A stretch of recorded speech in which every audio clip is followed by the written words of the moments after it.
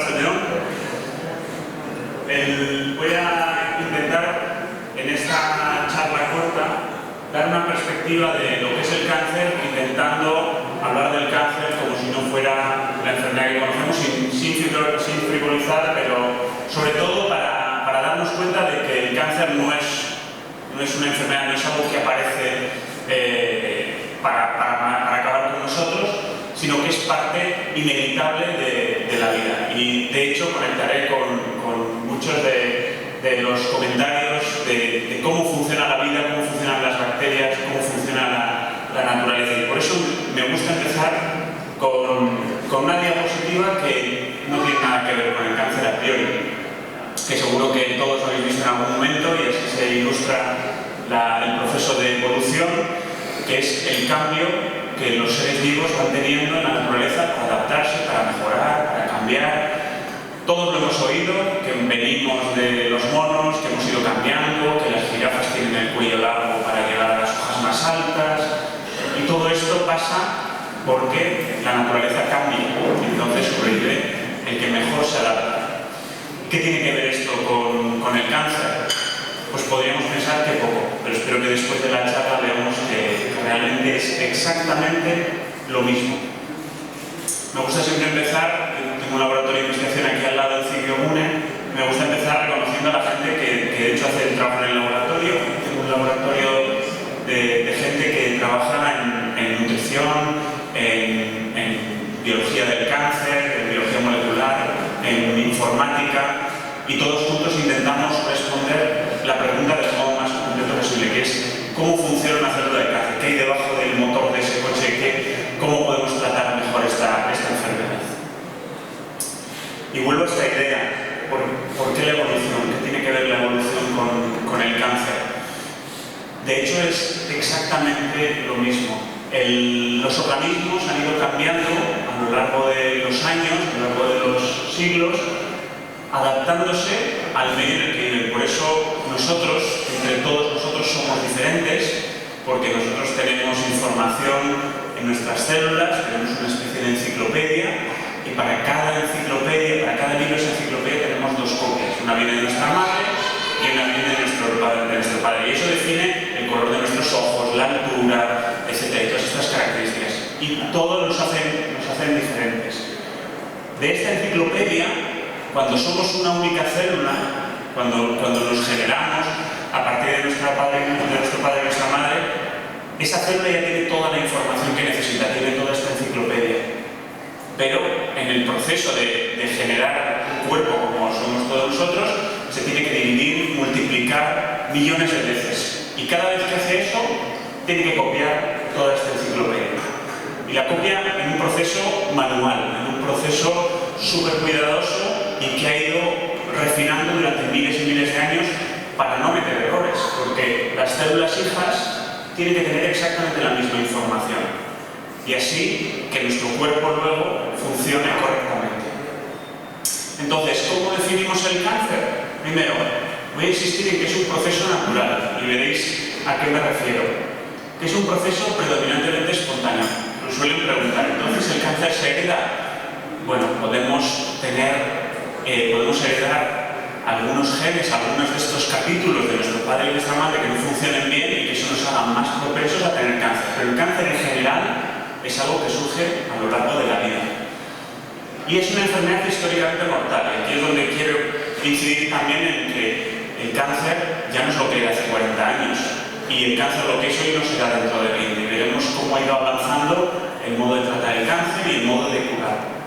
Entonces a mí me gusta definir el cáncer de esta manera. El cáncer es la consecuencia natural del proceso de evolución que justifica que existamos. Entonces es un proceso natural, es consecuencia del proceso de evolución y justifica que existamos, ¿vale? Es exactamente lo mismo. Y aquí algunos de vosotros podéis haber dicho, tenemos un ponente que ha venido a darnos una charla y lo primero es que no sabe escribir, ¿no?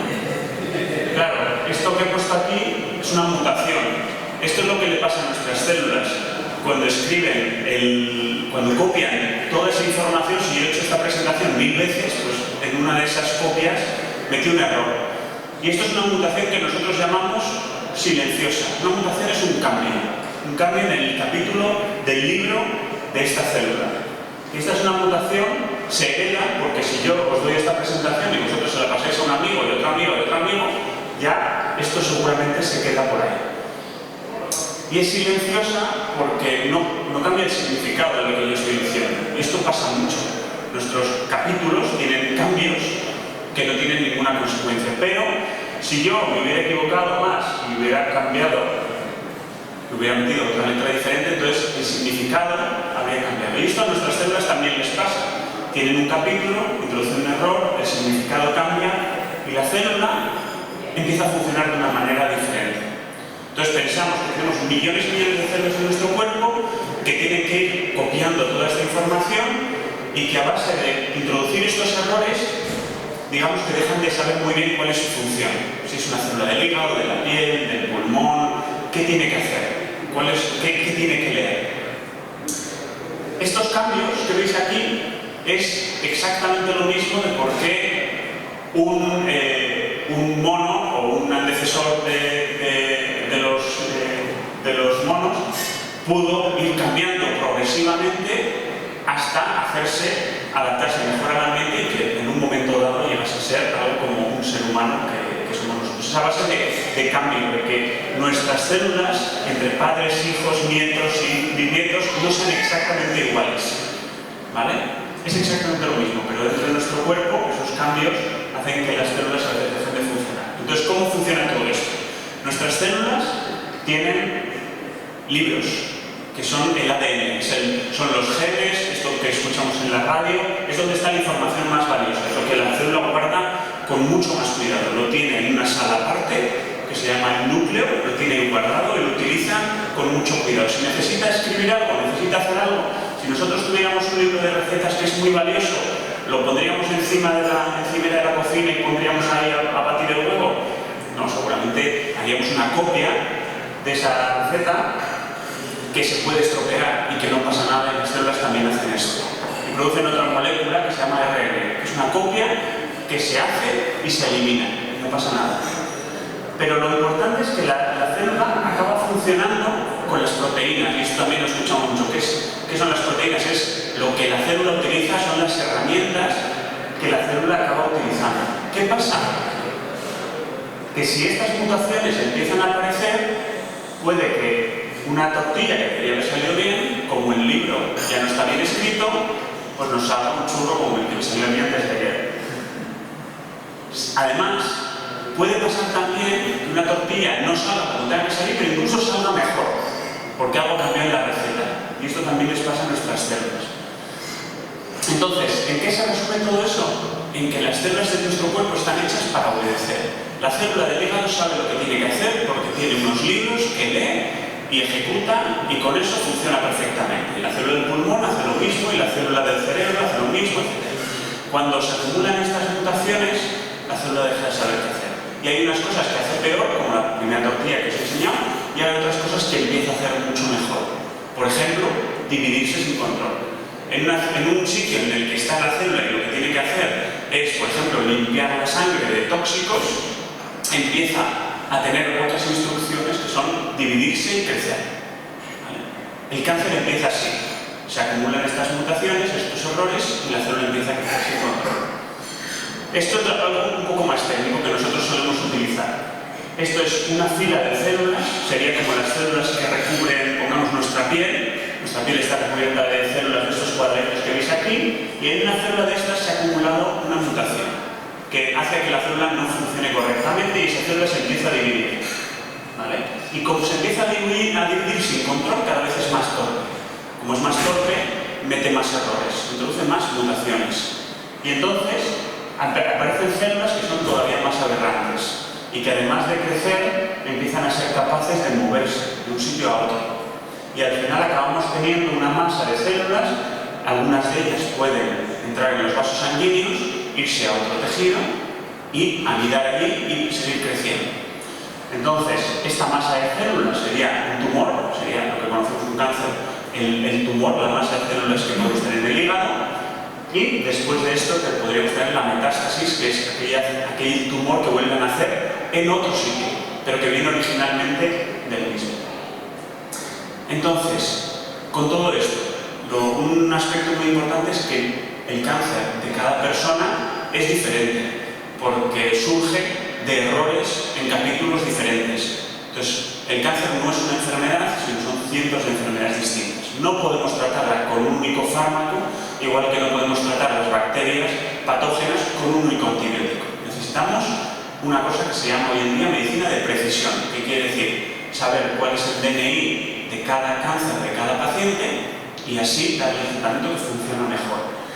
Y además, dentro del tumor de una persona, las células que hay dentro son también diferentes, van acumulando errores diferentes y eso hace que el tratamiento no siempre funcione, porque igual un tratamiento aquí es muy eficaz contra las células en rojo, pero las células en verde no les afecta para nada. Entonces tenemos que estudiar muy bien cuál es el DNI, cuáles son las características del cáncer. Y esto es algo que todavía es más técnico que nosotros utilizamos en investigación y parece muy complejo, pero veréis que fácil es. Desde una célula empieza un cáncer, empieza a crecer sin control. Y esa célula y ese cáncer es toda del mismo color, es toda más o menos igual, todas las células tienen los mismos errores. Y llega un momento en que una de esas células que vive ahí introduce un nuevo error, entonces cambia de color, es como si fuera una especie diferente. Acabamos en el momento del diagnóstico con un cáncer que tiene muchas especies diferentes de células cancerosas dentro. Y cuando le ponemos el tratamiento, la mayoría de las células se mueren, pero unas células que quedan ahí son resistentes al tratamiento. Y lo importante es que miréis hacia atrás. En el momento que se diagnostica el cáncer es así, tiene esta mezcla de colores. Y en el momento que aparece la resistencia al tratamiento, el cáncer tiene unos colores totalmente diferentes. Es casi otra enfermedad. Entonces el cáncer es una enfermedad que se tiene que ir rediagnosticando y tenemos que ir volviendo a entender para administrar el mejor tratamiento posible. Con todo esto, ¿qué es lo más importante? Porque yo cuando veo esto, y se lo explico a mi madre, me dice, el cáncer es incurable. Porque cambia entre personas, cambia en el tiempo, es heterogéneo. La realidad es que con el tiempo, esto es la supervivencia en los años 70 de cáncer, era el que de cada 4 pacientes que se diagnosticaban de cáncer sobrevivía uno. No entendíamos muy bien con qué tratar a qué paciente, se usaban tratamientos más o menos generales, como la quimioterapia, que en general lo que quiere decir es que atacamos una característica común de las células de cáncer, que es que se dividen mucho. Y eso está muy bien, pero es que además de eso, las células de cáncer tienen muchas otras propiedades. Pero hoy en día, esto es de hace ya 10 años, hemos llegado a curar 2 de cada 4 pacientes. O sea, hemos duplicado la supervivencia de cáncer. De hecho, daban una noticia hace un par de semanas que la supervivencia de cáncer está en el 55-56%. El objetivo es que de aquí a 10-15 años ya estemos en que 3 de cada 4 pacientes se curan. Entonces, el cáncer va a ser una enfermedad y es una enfermedad que se cura. Se cura, se sobrevive y se sigue. Entonces, esto es verdad y es una noticia muy buena, pero luego tiene su cara y su cruz. Y es cuando dividimos el cáncer en los diferentes cánceres que os he dicho. No es una enfermedad, sino son muchas. Tenemos algunos cánceres que conocemos muy bien, el cáncer de testículo, algunos tipos en el cáncer de melanoma, de próstata, en el cáncer de mama, en el que hemos entendido muy bien cómo funcionan esos tumores y los podemos curar. En el caso del cáncer de testículo, casi el 100%. En el caso de algunos cánceres de la sangre, casi el 100% se curan. Es una enfermedad que se diagnostica, se trata, se cura y se acabó. Pero luego, la otra cara de la moneda es que hay algunos tipos de cáncer en los que no sabemos exactamente cuáles son sus debilidades. Entonces, no conocemos su DNI, no sabemos qué tratamientos funcionan mejor y ahí tenemos un reto de investigación en empujar estas flechas lo más a la derecha posible. ¿Cómo conseguimos esto? Bueno, la buena noticia es que los cánceres se curan, se van curando. ¿Se va a curar el cáncer como enfermedad global? Probablemente tardaremos mucho en tener esa definición, pero ¿iremos quitando los cánceres de la vista? Sí, poco a poco esto va cambiando y de hecho va cambiando rápidamente. Entonces, ¿cómo hacemos esto? Hay tres pilares fundamentales: la detección temprana, el tratamiento eficaz y la prevención. Lo haré en este orden. La detección temprana ha cambiado la manera en la que se trata el cáncer. De hecho, el cáncer de mama es un cáncer que ahora se cura de manera muy eficaz, no porque tengamos mejores fármacos, que también, sino porque porque tenemos métodos de diagnóstico precoz, detectar el cáncer antes de que aparezcan los síntomas. Porque cuando antes detectamos el cáncer, lo detectemos como una masa, pero todavía no tenga síntomas o no sea palpable, ese cáncer tiene menos herramientas, ha cambiado menos, es más homogéneo, es más vulnerable. Entonces, técnicas como la mamografía han permitido que detectemos el cáncer de una manera más temprana y lo curemos de modo más eficaz. Se puede hacer cirugía, ese cáncer esté más localizado, etc. Y esto no va de hacer,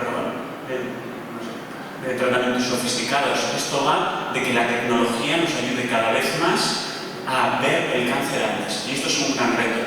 La tecnología ayuda porque cada vez las cosas son más baratas. Ya os pondré algún ejemplo. Otro ejemplo que a mí me gusta poner mucho es el diagnóstico de sangre oculta en heces. Esto probablemente revolucionará el tratamiento del cáncer de colon, porque conseguiremos utilizar un diagnóstico no invasivo, que quiere decir que no requiere sedación, que no es tan caro, que es generalizable, que llevamos sobre a casa, metes una muestra de heces, lo devuelves, lo analizan y te dan un resultado. ¿Diagnostica esto el cáncer? No, lo que hace es acotar, es decir, estas personas no tienen signos de que tengan un cáncer de colon, pero hay este grupito de aquí que tiene sangre oculta en heces, tiene más probabilidad. Entonces, a esos individuos sí que les vamos a hacer una colonoscopia, pero no se lo hacemos a toda la población, porque es más invasiva, tiene más riesgos, es más costosa. Entonces, estos métodos que no detectan en sí el cáncer, detectan cosas, aspectos asociados al cáncer, van a ser muy útiles. ¿Dónde está el futuro? Seguro que habéis oído hablar de la biopsia líquida. ¿Qué es la biopsia líquida? Una biopsia es coger una muestra de un tejido, en este caso de un tumor. Una biopsia líquida es coger una muestra de un sitio donde no está el tumor, pero hay huellas del tumor. El tumor, desde que nace, empieza a mandar células como si fueran hormigas obreras exploradoras a la sangre, o manda una especie de mensajes en botellas. La tecnología hoy en día nos permite que podamos profundizar lo suficiente como para que en un análisis de sangre veamos si hay restos de cáncer. No lo podemos hacer para todos los cánceres porque tenemos que saber muy bien qué mirar, pero esto ya probablemente en unos pocos años veamos algunos tipos de cánceres que se puedan diagnosticar con biopsia líquida, sin llegar a ir al tumor o sin necesidad de hacer un diagnóstico invasivo, más agresivo, etc. Esto es el futuro. El segundo punto es el tratamiento eficaz. Y aquí el concepto que quiero dejar claro es la medicina de precisión y el sentido que tiene. La medicina de precisión significa que para cada paciente saquemos una muestra de ese cáncer y lo clasifiquemos, no por si es de mama, de colon o de piel, sino por su DNI. Y según su DNI, qué fármaco le va mejor. Y si hacemos esto ya se está haciendo, lo que conseguimos es tratar el cáncer de una manera mucho más eficaz. Los tratamientos contra el cáncer son tratamientos no que funcionan en cáncer de mama, en cáncer de colon, son tratamientos que funcionan contra la proteína mutante A, B o C. Y esto va a revolucionar cómo tratamos la enfermedad. Por poneros un ejemplo, se ha apagado, pero bueno. Por poneros un ejemplo, el cáncer de mama no es una enfermedad, sino son al menos 3 o 4 enfermedades diferentes, que se tratan de manera totalmente diferente. Cuando se saca una muestra de cáncer de mama, va el patólogo la mira, hace unos marcajes y ve qué proteínas tiene alteradas, qué mutaciones tiene, y según eso se le da el tratamiento A, B o C. Si esos tratamientos se cruzan, dejan de funcionar. Entonces, esto es medicina de precisión y esto se está haciendo hoy. El siguiente paso es si lo hacemos a nivel de secuenciación del genoma, que seguro que habéis oído leer toda esta enciclopedia que os he dicho, con unas máquinas especiales, leerla y decir, con estos cambios que tiene esta célula, el tratamiento mejor es A, B o C. Se llama también medicina individualizada, pero no quiere decir que para cada paciente haya un medicamento. Quiere decir que tenemos que agrupar pacientes según el DNI, según las características moleculares del tumor. Y quiero mencionar también algo que es totalmente diferente, pero que estamos oyendo mucho, que es la inmunoterapia. ¿Qué quiere decir esto de la inmunoterapia? Durante años hemos pensado que los tumores no respondían a nuestro sistema inmune, a nuestro sistema de defensa, porque al final son las mismas células. Entonces, nuestro sistema de defensa no lo reconoce como algo extraño. Resulta que esto no es así, que el tumor está usando una maquinaria muy especial para apagar al sistema de defensa, para hacerse invisible a nuestro sistema inmune. Es curioso, el otro día me contaba un oncólogo de dónde viene esto. Este mecanismo no es un mecanismo que el tumor haya cogido y haya ideado de manera mágica. Este mecanismo es el mecanismo que usa la placenta en las mujeres embarazadas para que el sistema inmune no ataque al feto, porque el embrión genéticamente es diferente. Entonces, nuestro sistema de defensa lo podría reconocer como una bacteria o como algo extraño. Entonces, la placenta se hace invisible utilizando una serie de proteínas especiales. El tumor lo que ha hecho es piratear el sistema normal de nuestro organismo y utilizarlo para sobrevivir, porque continuamente nuestros tumores están peleando por sobrevivir, igual que las superbacterias en la naturaleza, igual que los organismos en la naturaleza van cambiando para ser mejores. Y acabo, porque os he dicho que el cáncer no se hereda. Normalmente los cánceres heredables son 1 de cada 10. Seguro que conocéis los casos de las familias que tienen las mutaciones en BRCA, el caso de Angelina Jolie, etc. Estas personas que tienen más probabilidades de desarrollar un cáncer porque en su enciclopedia ya traen algo que no funciona del todo bien. Pero solo es 1 de cada 10. El resto surgen como consecuencia de la vida. Pero como el cáncer surge de los errores que se acumulan a través de la división de las células normales, la prevención es fundamental, porque esos errores de las células tumorales pueden ser inducidos si nosotros estamos expuestos a contaminación, a radiación solar, a amianto, según lo que comemos hasta cierto punto. Todo eso nos puede dar más papeletas, puede hacer que nuestras células cometan más errores al copiar toda esa información y tengan más posibilidad de hacerse cancerosas. Se cree que, yo diría, entre un 30 y un 50% de los casos de cáncer serían prevenibles. Lo que quiere decir es que son promovidos en parte por muchas de las cosas que nos rodean. ¿De qué aspectos hablamos? Bueno, primero me gustaría mencionar que hace 200 años esto no estaba nada claro. El primer caso que mostró que el cáncer estaba influido por nuestro entorno es el caso de los deshollinadores. Estos deshollinadores tienen un tipo de cáncer muy raro. Y este hombre dijo, hombre, si solo lo tienen los deshollinadores, igual tiene que ver algo con su trabajo. Y entonces le sugirió una medida muy sencilla, y es que se lavaran más. Entonces no era como ahora, y las medidas de higiene eran mucho peores, pero estos hombres solo con lavarse más a menudo y reducir la exposición al hollín erradicaron este tipo de cáncer. Eso es un ejemplo de prevención, mucho más difícil de imaginar con otros sistemas de prevención, pero es la primera evidencia. Y hoy en día podemos aplicar a esto a muchas otras cosas. Primero, el tabaco. ¿Por qué el tabaco está asociado al cáncer de pulmón y a otros tipos de cáncer? Porque el humo del tabaco entra en nuestros pulmones y lo que hace es romper páginas de las enciclopedias de nuestras células del pulmón. Y las células del pulmón tienen que reparar, volver a copiar toda esa información. Y a base de volver a copiar, introducen errores. Entonces, lo que estamos haciendo con todos estos agentes, la obesidad está aquí por todos los efectos que tiene asociados, algunas infecciones también se asocian a más cáncer, tenemos el alcohol también, todo esto lo que hace, la radiación solar, que es muy importante, todo esto lo que hace es hacer que nuestras células tengan que copiar, reparar, copiar esa enciclopedia que os he dicho. Más posibilidad de errores, más posibilidad de mutaciones, más posibilidad de cáncer. Y con esto quería acabar con una visión un poco general de lo que es el cáncer y cómo no es una enfermedad que venga de la nada, sino que está asociada